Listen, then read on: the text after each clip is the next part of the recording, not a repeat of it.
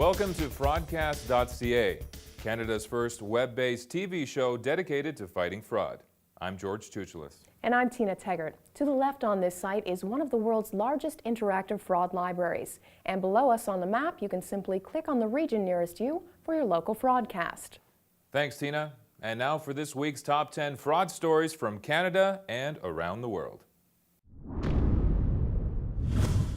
Our first story is for everyone out there that has ever been plagued by telemarketers, who are nuisances at best and at worst can actually be major fraudsters.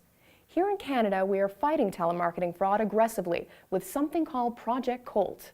Based in Montreal, this fraud-fighting group is a joint effort that involves the RCMP, the Montreal Police, the Quebec Provincial Police, and the FBI. The Project Colt has already been responsible for recovering and returning over $15 million to telemarketing fraud victims.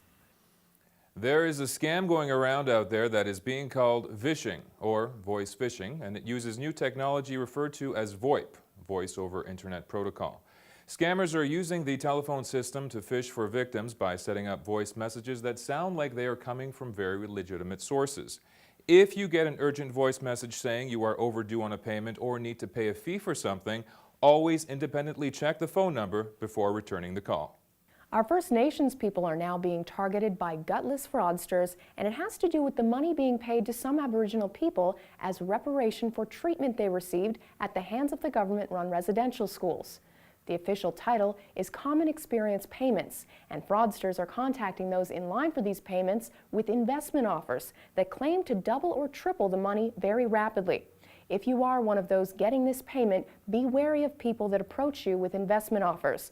If you want to invest, do your research and find someone reputable.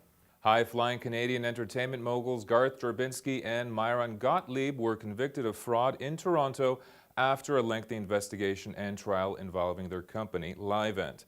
The pair used false documents that inflated the success of their company so they could secure over $500 million in capital, and they used that bogus deal to interest Disney in buying their company.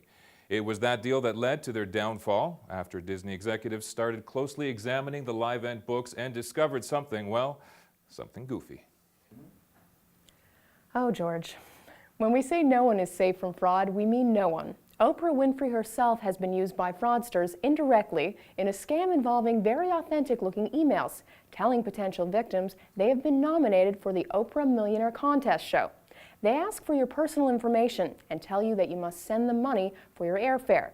You will also be asked to answer a personal question that will put you in line to win $1 million on the show.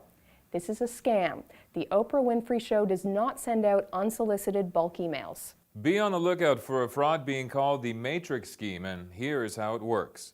You are offered a top-of-the-line electronic gadget in return for spending about $50 on an inexpensive item that the company is selling. You are told you will be put on a waiting list to receive your valuable prize.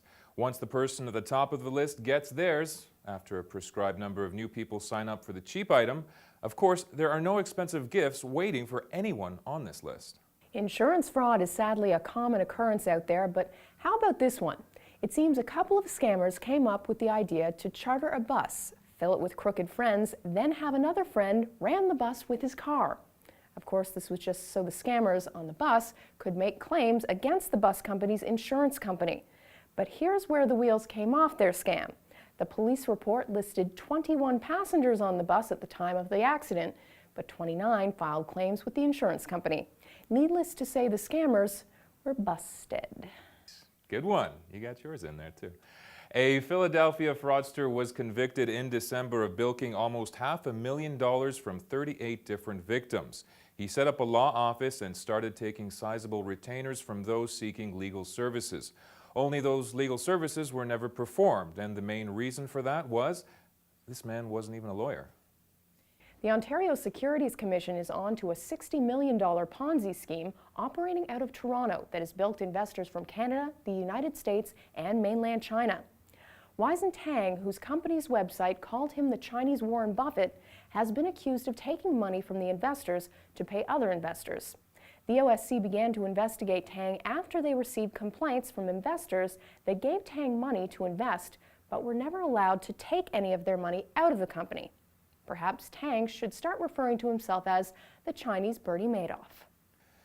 Be on the lookout for a scam that involves clever fraudsters approaching you to sell you credit card insurance. They tell you that because of the rapid rise in credit card fraud, banks and other card issuers are tightening their regulations. You are told that if your card is misused or compromised, then you face a substantial penalty. This is not true, of course. So, if you get an email offering you such coverage, hit delete. It is estimated that 3.3 million people throughout North America have been bilked by this scheme. Remember to check back weekly to Fraudcast.ca, Canada's #1 resource in fraud education and protection. Let's fight fraud together.